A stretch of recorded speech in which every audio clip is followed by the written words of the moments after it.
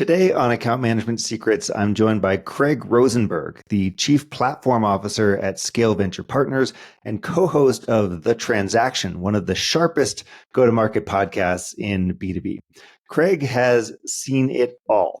From his days at TOPO and Gartner to advising Scale's portfolio companies, he's been inside hundreds of go-to-market systems. And in this conversation, we dig into one part of GTM that still gets overlooked: post-sales growth. We talk about why most companies are flying blind after the deal closes, what the board actually cares about when it comes to retention and growth, and how to think about roles like the Chief Customer Officer or the VP of Growth. We also get into frameworks, AI, pods, organizational design, and why account managers are often better at uncovering value than salespeople. This is a fantastic conversation that you're really going to enjoy. Let's get into it with Craig Rosenberg. If you're an account manager, you already know this. You're the one keeping the business running. You own the client relationships, drive the revenue, and solve the tough problems for your customers. But here's the challenge. Most companies don't give account managers the training or recognition they deserve. That's what you'll get here on the Account Management Secrets podcast. I'm Alex Raymond, and after working with thousands of account managers, I know what separates the best from the rest. In this show, we cover exactly what you need to succeed: handling tough client conversations, driving renewals and upsells with confidence, and proving your value every single day. There's no fluff, no outdated sales tactics, just real practical strategies you can use right now to grow your accounts and build a successful career. If that sounds like what you've been looking for, hit subscribe and let's get into it. Great to see you. Thanks so much for joining me on Account Management Secrets. I'm really excited to be here, Alex. And as I warned you before we started, that we might flip the interview format so that I can interview you and get caught up, so I can make better recommendations. So I'm very excited to have this conversation with you. Yeah. By all means. I mean, look, you are someone who has seen more go-to-market systems than almost anybody out there. You were co-founder of TOPO. You were a distinguished analyst at Gartner. You're now the Chief Platform Officer at Scale Venture Partners. You host the Transaction. You co-host of the Transaction podcast. So people have been coming to you to help fix or understand go-to-market GTM for a very, very long time. And one of the theses that I have, so one of the things I really think is true, and I want to get your sense of this, is companies are really focused on the sales motions, go-to-market, marketing, stuff like that. And post-sales growth, like what do we do once we get a customer, is such an afterthought. And I think it's a huge area of opportunity for people. I think it's something that really needs more attention right now. What are your thoughts on that? How do you start to think about that entire journey?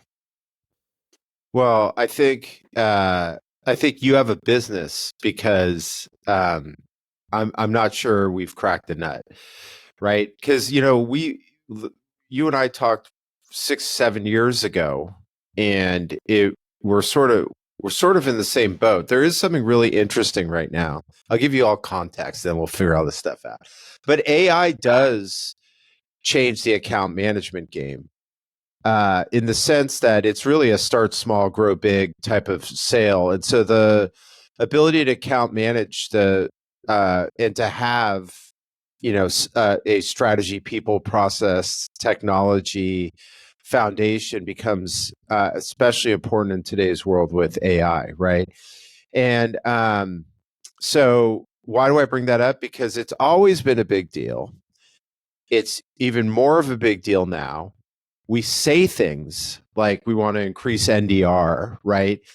We don't talk to an Alex about it to go do. It's all based on humans. That's my take. I would love to, that's what I said. We're going to flip this thing around. But hasn't it just been about, do you have the ability to hire the right person or people? Because we haven't done a really great job of, and I know that's a generalization, because we have examples of folks that do a really good job, and but truthfully, that's been, so we've always said it, like Yeah. what's wrong with our expansion or our even churn, right? Account management's everything from keeping to growing. And but it's always been about hiring, or it's always been about people. And I think that's been a problem for a long time. It's something that, I feel like that's, that is an issue. So people have come to me, but here's the thing. And when the chickens come to roost, or when the cows come home or whatever, that all the money and all the focus and all the go-to-market technology investment in these things goes to net new. Mm-hmm. You know what I mean? So we talk about it, but the focus still, at the end of the day, I feel like the folks on the C-suite believe that if that new doesn't come in, then they lose their jobs. And so that's where the diversion comes. But this is going to be, I honestly think this is going to be different coming up. And that's why I'm really excited about what you're doing. Well, let me tell you some analysis that I found. I can't wait. Let's go. I did some analysis on training. How much training dollars, how much training time goes into the sales team versus the customer success and account management teams? It was 7 to 8 to 1. Okay, so the sales teams are getting 7 to 8 times more training. When it came to the investments in CRM and software and stuff like that, it was similarly something like an 8 to 1 ratio. When you think about all the tooling, so the sales team gets the CRM, and then they get Outreach and Gong or Salesloft and this thing and that thing, and et cetera. And the customer success and account management teams are sitting there like hacking their way through spreadsheets and really working in like the 2010s, right, as opposed to 2025. So I definitely see that. I think there's a disconnect in terms of how C-suite leaders are putting all these pieces together, right? We're over investing. It's not like we don't want to invest in sales. Of course, we need new business to come in, and we're kind of sitting on this gigantic pile of gold that we're not doing anything with, which is our existing customers. Yeah. Those numbers make total sense to me. You basically took what I just said and quantified it. So that's why you're smart. I got a question for you though on that, which is, so the separation of roles, right? So, the person that gets the net new hands it to account management. Do you believe that's still the recommended workflow? Or because people are asking me, should we continue to move more towards one rep owning the life cycle? And so that when I knew I was coming on, I wasn't sure when I was going to be able to ask you this, so I figured I'll just throw it out there and get your take on it. So that's a really, really interesting question. I think it was Brent Adamson on the podcast a handful of episodes ago who asked a similar type of question, or had a similar idea. They're like, "Hey, he stole that from me, by the way. He stole it from you. Okay, we'll correct that in the show notes." But people are saying, if we really want to maximize the lifetime value of an account, if we want to have profitable customers for life, why not have the same person who sold them at the beginning be with them throughout, so that we're not doing things like messing up the handoffs, we don't create all this friction for ourselves, and we have someone who is managing the account who obviously can do expansion, right? Who can start to run around. I think it kind of depends on what your team structure is, because there are just kind of personality types who are hunters, there are personality types who are farmers, right? So I think that's a really important consideration. You do have people who say, look, I like the thrill of the chase, for lack of a better term, right? They like that process. It's what they grew up with. It's what they're comfortable doing. Obviously, it's a very valuable part of the entire process for the company. So that's one is like, do you really see that? I personally am starting to seeing more pods forming, where you have, AEAM CS as a pod, or AEAM TAM as a pod, for example, all working together. Because, when you create aligned incentives around that, and everyone is comped on total value and expansion revenue and retention revenue, then you get a lot better cooperation among people. At least that's what I'm seeing. Tell us about your data. Well, I mean, look, we're most of well, I've been a fan of pods for a long time. I just feel like it oftentimes that requires sort of steady leadership and vision over time, which we typically don't get on the sales side, right? So I remember, do you remember Rackspace? They were talking about pods like 20 years ago, 25, and they had these beautiful pods that had, because, and I think about them all the time because of how technical the implementations of today's tech is, right? So it's like,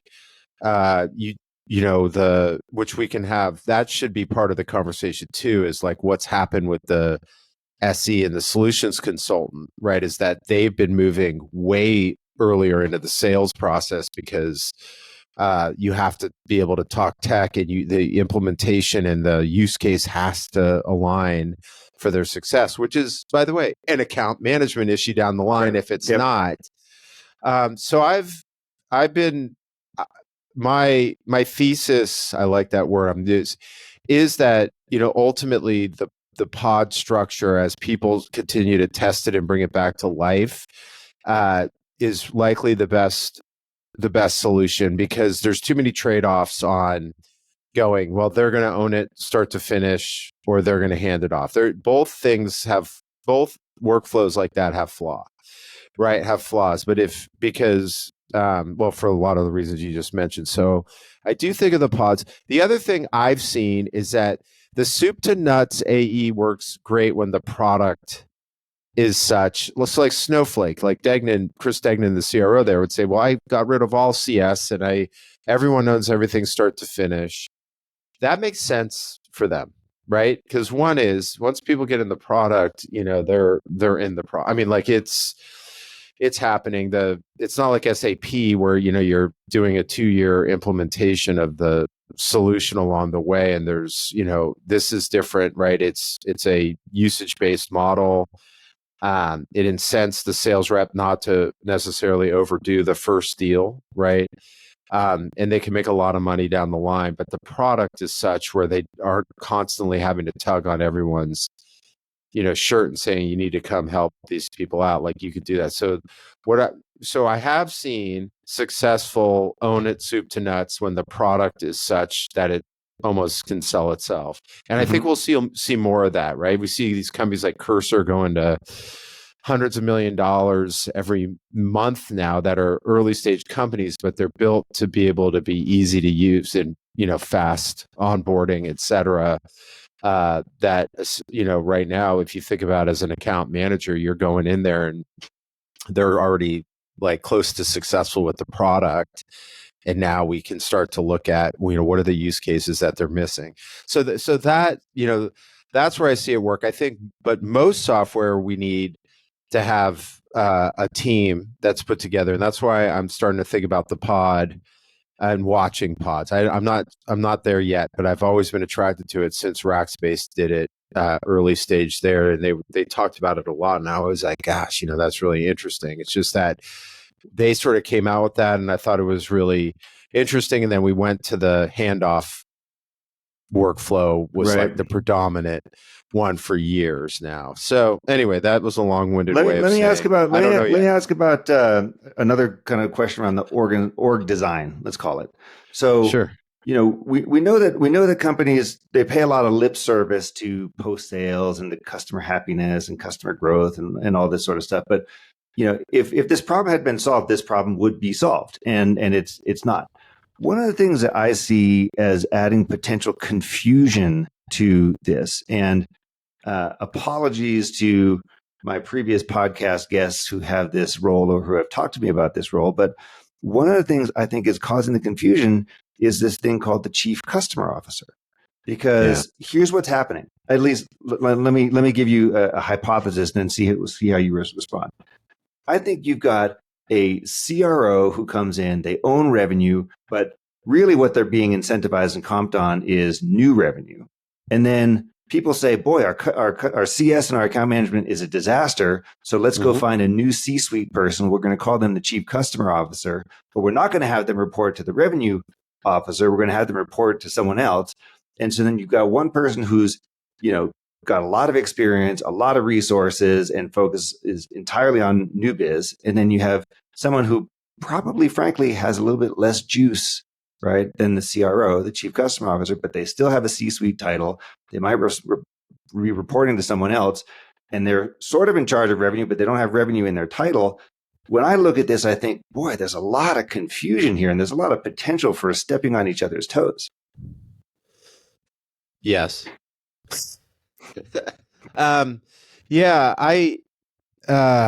Gosh, you just like, to me, that's a big one to me. It is. I'm just not sure what to do yet. Right? Because I mean, the intent is good, right? Because we're trying to solve for the customer.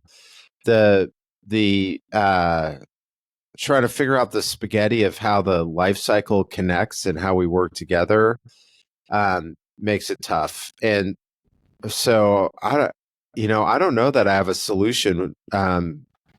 What do you? I mean, like, what in your mind? Like, what? Well, let me ask you two things. I'll flip this around because you brought up essentially a thing where I'm at a point with most of the companies. I just want them to hire when we'll figure it out, chief customer officer, and let's go figure it out. Only because we need someone who just is committed to the customer. Now, what you're bringing up is, but then that also creates new problems that we actually really need to solve, because all the today with the way usage models, AI, we are going to have to be systematic and we have to have a strategy for growing the customer. And then we have these conflicts. But you said something when you asked the question, or you laid out the hypothesis, which is, are you saying, should the chief customer officer report to the CRO? Is that what you're saying? I think too many chiefs and we have a lot of confusion. So here's what I see as the issue. I think that no matter what the title is, if you were to look at these C-level roles, I think that the CRO just has more juice than the chief customer officer, because I think this is someone who, the role's been around longer, right? So you're going to find a bigger pool of applicants. You're going to find more people who understand the role, who know what they're doing. I think chief customer officer, it's a newer thing. It's still being defined. People don't know exactly what it means. And, customer success in particular, which is different from account management, but customer success in particular, which a lot of these, most of them report to the CCO function, they tend to feel very icky about revenue, right? And they all shy away from revenue. They don't like to talk about it. Account managers, on the other hand, are totally fine with revenue. But here's what I think is a potential idea, okay, is why not have account management and customer success report to an SVP of growth, right? So someone whose job is, literally in their title, grow existing accounts. So that way the CRO and that SVP of growth reports to the CRO. That way the CRO has got their SVP of sales, which exists in a lot of companies, and they have their SVP of growth, which is the expand part of land and expand. So I'm curious if that's going to be something that we see happen. Well, that would streamline things, I think. And what you're saying is really important. Like the CRO. So we have actually, I would say there's a little bit of I'm going to say two things at the same time. So one is, like, the CRO is the elephant in the room. He or she is the person that gets, their job is to bring home revenue. And I think we should, in a perfect world, they're set up across all functions that drive that revenue, net new, expansion, et cetera. So I like what you just said. The issue is, back to what we're talking about, is their predisposition is to net new. And so what you lose is a really powerful advocate for the CS and the account management functions. I think that's solvable. The issue is, like, you can't go to a CRO and say, you basically, for the exec team, we have to be able to go to the CRO and say, bring home the number. And we don't care how you do it. We have to. And because we can't go to them and say, oh, and you have this KPI for getting, your NDR up. And it's like, it's hard because at the end of the day, these folks, the reason we hire them is because they'll break down walls to get to the revenue number, and they're going to go to the fastest path. So that's the only, that would be the only thing we need to smooth out there. But I would agree. But what happens in your model? Yeah, in your model, what happens to chief customer officer? There isn't one. Is that right? Yeah, there isn't one. I called it SVP of Growth, and I do think that person reports to the CRO, because I think part of it is simply redefining a CRO to include all revenue. A lot of CROs that I've spoken with do think of themselves as spanning all revenue. Of course, they spend most of their time on new. Yeah. So I like that. I think that's heavily streamlined. I think, and I think we could get through some of the hiccups there. I think it's cleaner. A lot of CROs also, the issue is it's a glorified title, senior VP of sales. So in your use case, which I like, and that's, I said out of the gate, which is, I just want to say, chief revenue officer, your job is to bring home all the revenue. And there's a lot of functions that allow you to do that. I think the argument that someone from a customer side would say, well, what about churn or whatever? Would they would they focus more on expansion than churn? And I think, we gotta. Well, so Craig, the way that I break this down is we're all doing this to help our team win, right? Like our job, no matter where you are in the company, is to help your team win. And one of the best ways that account managers help their team wins is by creating a compounding revenue engine. The compounding revenue engine starts with retention. Like, you got to keep the customers you have. So that's point number one. And then point number two, you expand the ones with the most potential. You expand the ones that have significant growth use cases. And that's how your growth compounds. If you've got a leaky bucket, if you have a problem with your retention, your growth is not going to be accelerated. Your growth is going to be that's flat. True. And right? It's hard. So that's a big issue. I think that's right. Let me ask you one more thing on the structural stuff. Is that all right? I know you have you're the host. What about, like, in successful account management programs you've looked at, has there been a strong customer marketing function in that, supporting them or no? Yes. Certainly can be. Yes. So customer advocacy, the people who run the customer advisory board, marketing to existing customers, all of that stuff is part of that growth function. And so if we stop creating all these tiny little silos around here, and we just focus on the big picture, which is winning the game, right? So helping figure out how to win the game, then the SVP of growth, guess what? That person can have customer marketing in there. They can have customer training in there if that's important to them. Like, they can have different functions, because this is all part of the customer experience, which is part of delivering profitable revenue back. When I think about it, I see one of the main issues is there's no ownership. Like you were saying, you ask any CEO who owns the number, and they're going to say the CRO. You ask them who owns post-sales growth, and they're going to be like, I don't know. No. When you have an org and someone says, I don't know, that gets a little bit tricky, doesn't it? Yeah. I think, What is your perspective? I'm taking your hypothesis and just saying yes, because they're not hypotheses. All right. You're making really good statements. Well, we can battle test this. We can see what our audience thinks of this. We can see how this develops. Tell us about the board perspective on account management, in NRR, customer success, all this type of stuff. So when you're working with board members or investors, and you put on that hat, how do they start to think about this? Well, I'm learning, because now that, I'm supporting venture folks, they're sort of the good ones, it seems like, are really focused on, the relationship with the CEO and the founders and the overall numbers. And, one of them once said to me, look, I'm going to I'm going to keep a straight line here so I don't, meddle unless they ask me to. I'm going to keep the relationship with the CEO, and his or her job is to, bring the numbers that we agree that we're going to go do.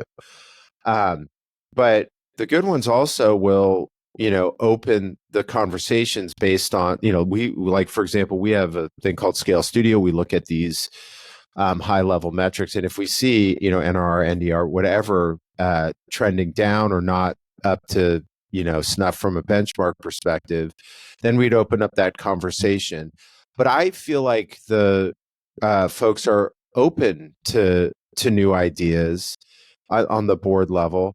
I haven't seen anything where anybody's, sort of pounding their fist on a way to do it. They just want to know that there's a plan to go do it. And so I actually, I know people are afraid of boards, but I feel like at least the experiences I've had, they've been really fair about, the C-suite or the CRO or the CEO coming back with their solution for the problem. They will want to know that there's a problem. So I think that's been sort of a refreshing thing. I would say they care, the one thing we all know, they care about, especially with AI, they care about expansion. In general, in software, or hardware software combinations, they care about retention. That tells them a lot. Those things don't go away. How you go solve that, though, I think that that's open, and I think people are still learning. What I will say is, what's interesting is just talking to board members. They are coming back with new ideas. Like, one of them stopped me in the hall and said, "Look, like for 2 out of his 10 investments, we've seen really good benefits from it's a soup to nuts AE, but with like a pod like support structures." And he's really liking that. But you can see that conversation is still, let's see how that goes. Mm-hmm. We're still learning, right? In my opinion, even though it's been years of account management, challenges. But I think we're still open to that. I would say, like, I like what you're saying because I'm still trying to make sure I can sort of understand the unlock here that becomes like almost like this is how you should go do it perspective. I think we're all still learning there.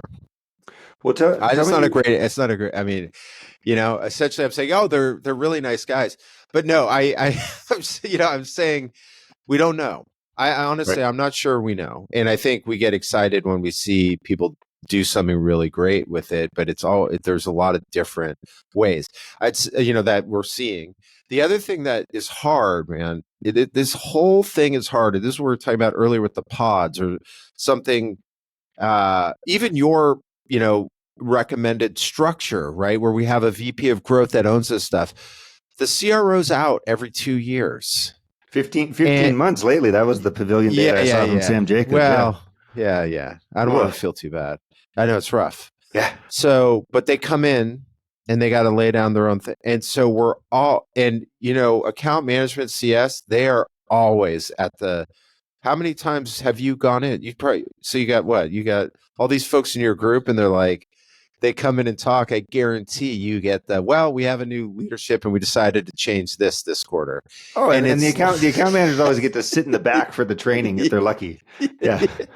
So I think honestly, I do think this is a real this is qualitative prediction, but because of the nature of how we're going to sell products now, which is, we're not necessarily upfront going to do $1 billion SAP deal, right?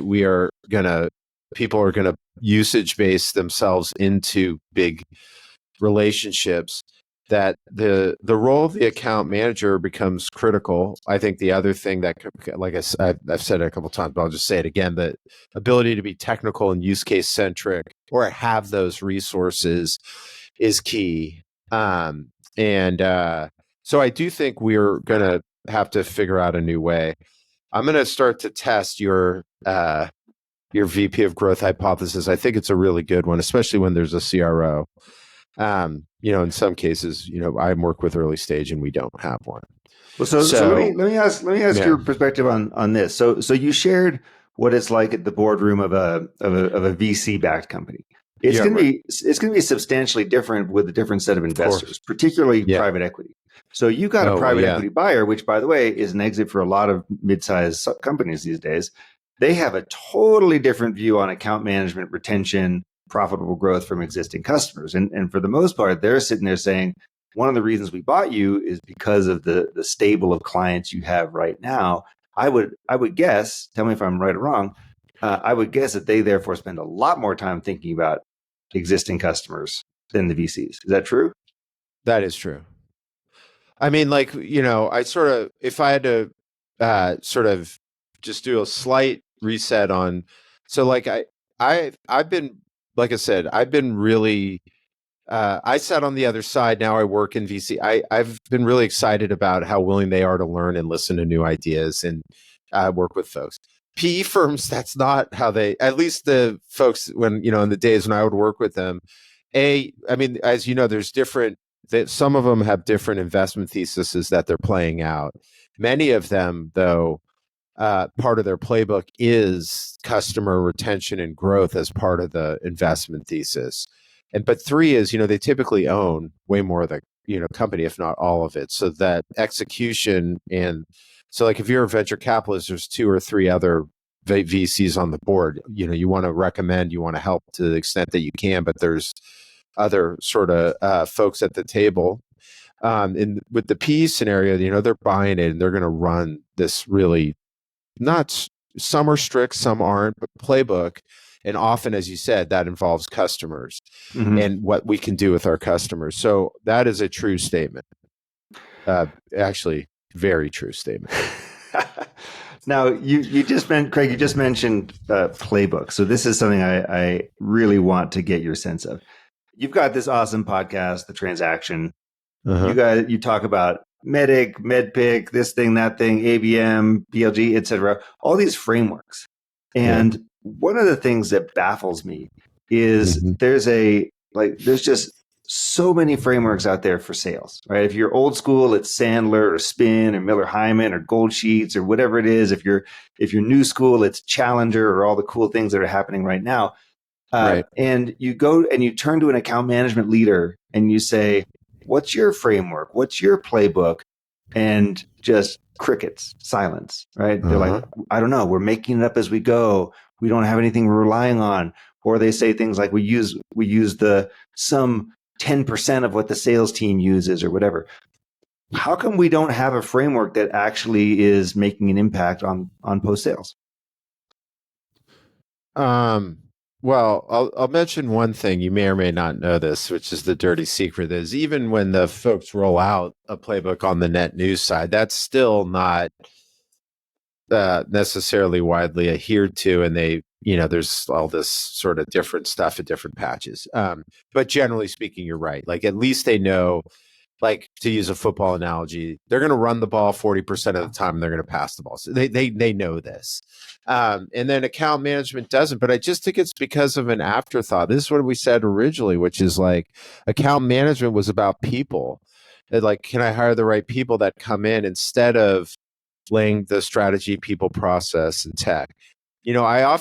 Most people say they care about the customer life cycle, and it's like, I don't know. It's like what they say when they're on panels, and they say there's not much to it, right? Yeah. In the account management case, this is a real thing, and you can, if you did something really simple, which was, just model what the customer experience they want would look like, test it, and build against it. And you just think about these sort of steps and things, and then you look at it, you find the gaps in what they're missing. You can build an account management playbook. That's a really simplistic thing, but that's because of what you just said, Alex, which is oftentimes they don't have it. Yeah. Right. And but you with the as AI comes to market, and they think about when I'm hearing from really good CROs that are selling AI, and doing a really good job with it, it goes back to the things that have always been true, but we forget because AI is so fabulous as a tech, which is we as a team, a pod, an account manager, whatever, have to lock in on the customer value, but we really have to define it for them and be able to manage them through that.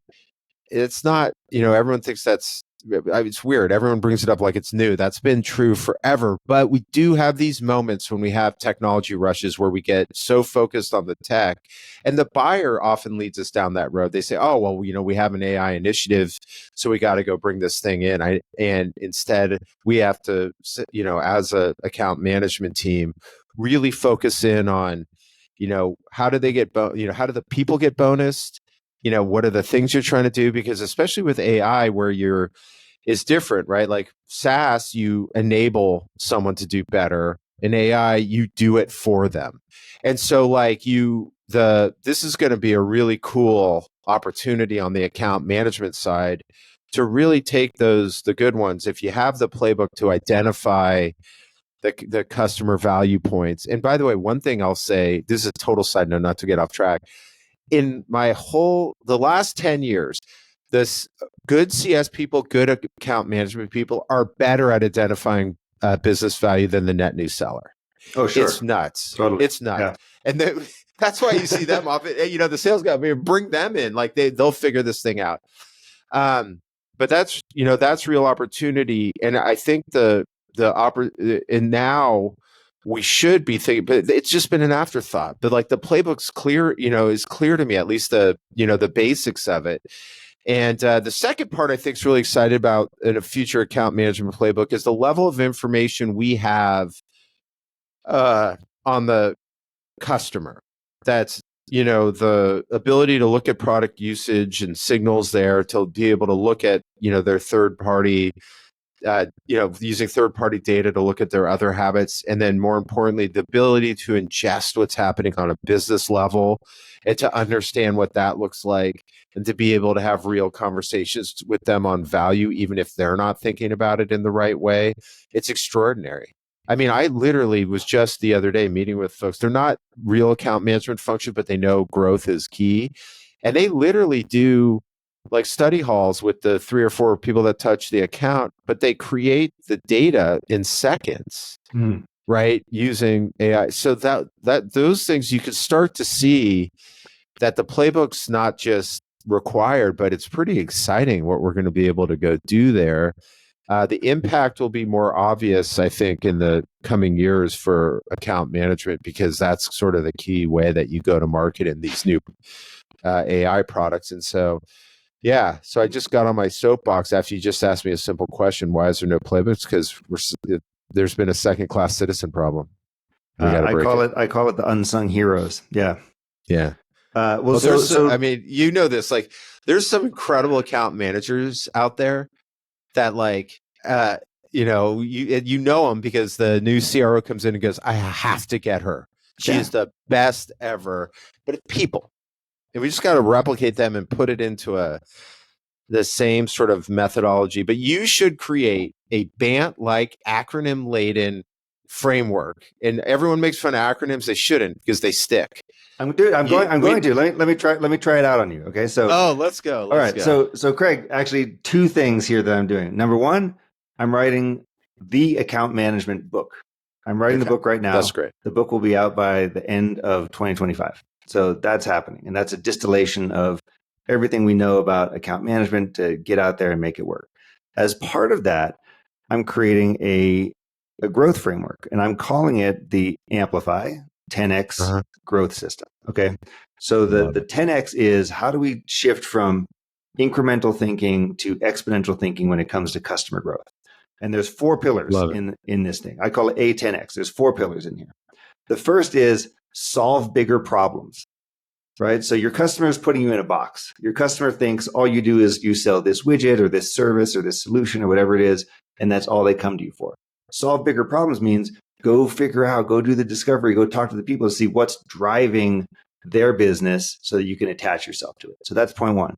Point number 2 is radical curiosity. Another way of saying your assumptions are killing you. Your assumptions are killing you because you don't know as much about your customer as you think you do, and you haven't actually gone out there and done the work to figure out what's really going on, what's the full picture here, that kind of thing.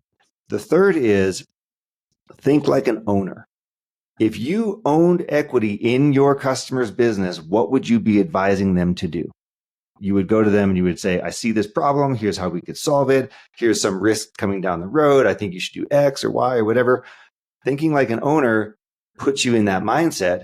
And then the fourth element is what I call raise the floor. And I stole this from Ben Hardy, the guy who wrote The Science of Scaling and 10X is easier than 2X. But raise the floor is stop doing all those bullshit jobs that are holding you back. Your job as an account manager is to deliver profitable revenue for the company, which means keep your customers, grow your customers, and constantly be scanning for surprises and issues. All the rest of that stuff, partner, outsource, drop it, delegate it, whatever. So I'm building this into what I think is going to be a really powerful playbook for account managers. How does that land for you? I love it. I love it. The only thing I would say is, one, we got to get you on my podcast. So we'll do that because nobody's talking about it. And I thank God you have a framework for it.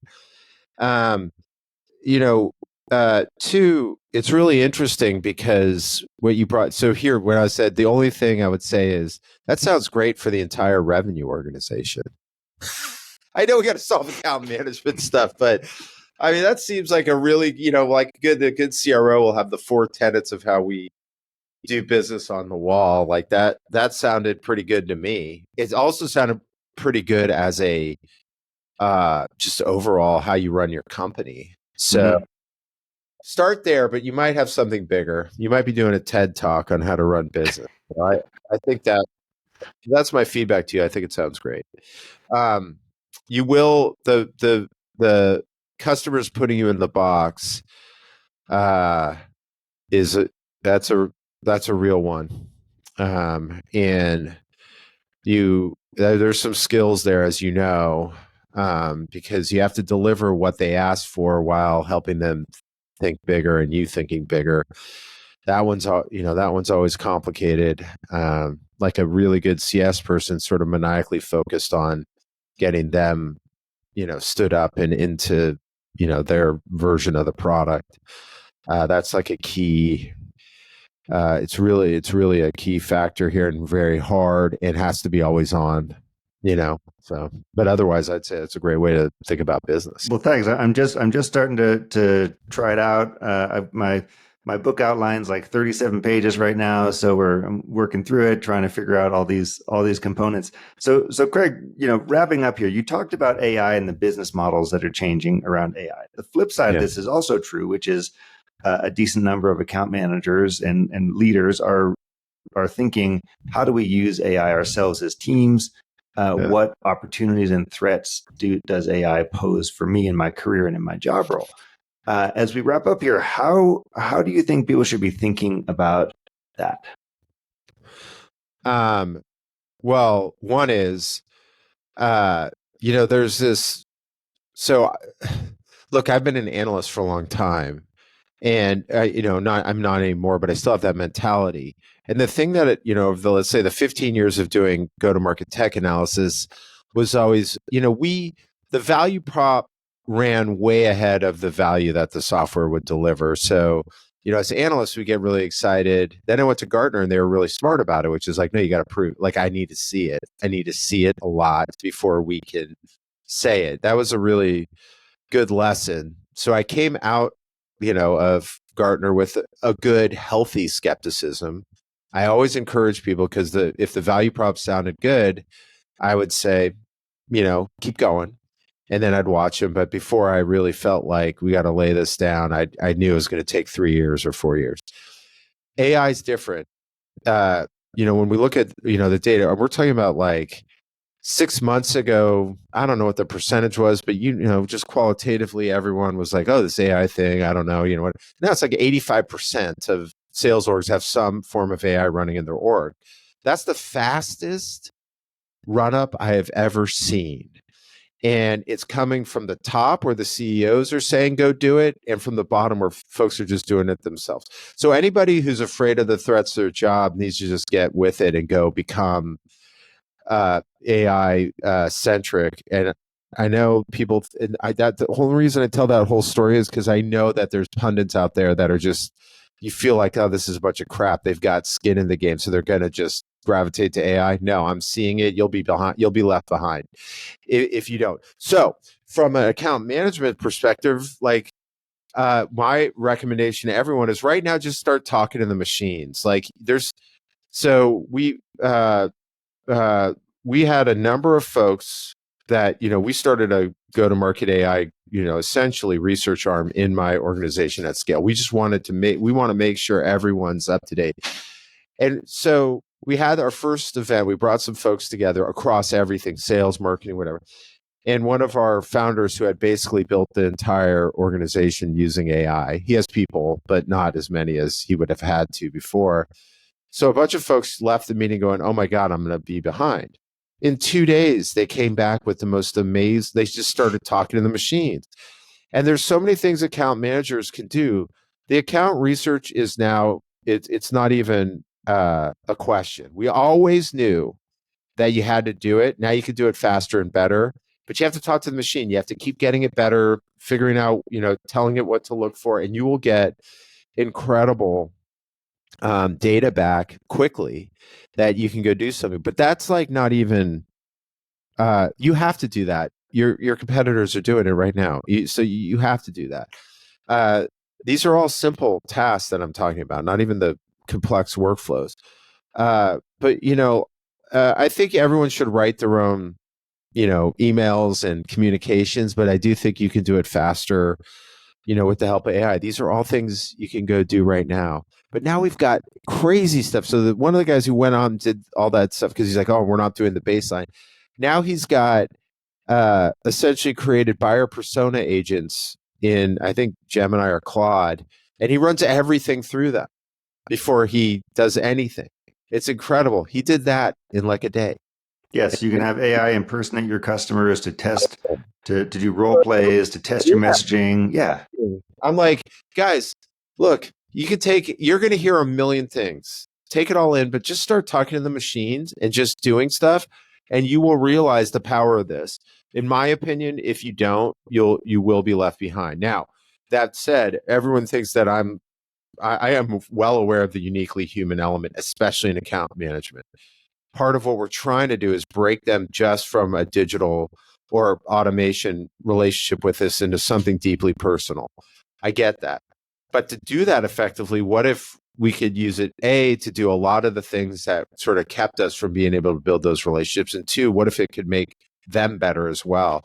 And so you just got to try, it has to be part of your arsenal. You will be, the speed at which AI is infiltrating go-to-market teams, like you'll just be left behind. It'll make you better. And I think it'll allow you to have those uniquely human experiences, which make account management really work. So there you go. That's my soapbox.